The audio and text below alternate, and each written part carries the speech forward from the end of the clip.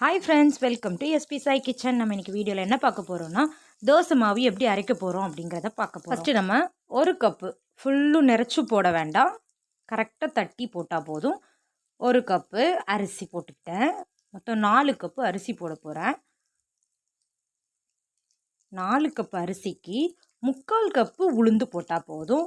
அது தொளி உளுந்துனாலும் பரவாயில்ல, தொளி இருந்த உளுந்துனாலும் பரவாயில்ல, நீங்கள் 3/4 கப்பே போடுங்க. ரெண்டையும் நல்லா கழனி பசைஞ்சு கவுற வச்சுருங்க. உளுந்து கூட ஒரு கரண்டி வெந்தயம் போட்டுக்கோங்க.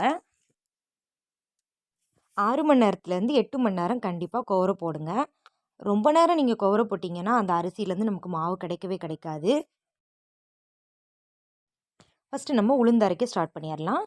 உளுந்தும் வெந்தயத்தையும் சேர்த்து நம்ம புழிஞ்சு போட்டுக்கலாம். தண்ணி ஊற்றவே ஊற்றாதீங்க. ஃபஸ்ட்டு அது நல்லா அரையட்டும். மொத்தத்தில் ஒரு 3/4 கப்பு தண்ணி ஊற்றினா போதும். நான் சொன்ன அளவுபடி நீங்கள் 3/4 கப்பு உளுந்துக்கு தண்ணி ஊற்றினா போதும்.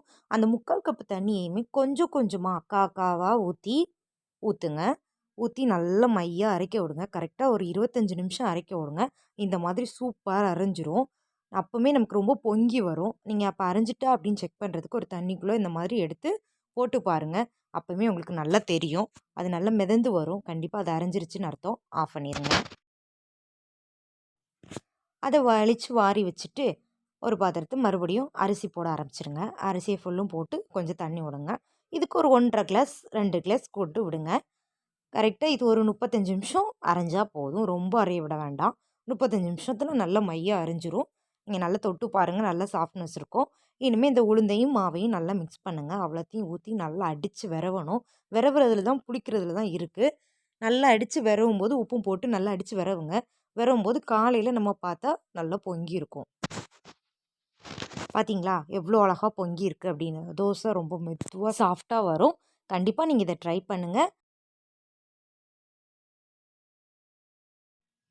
இப்போ நம்ம வீட்டில் சூப்பராக சாஃப்டான ஒரு நெய் தோசை ரெடி. தேங்க்ஸ் ஃபார் வாட்சிங்.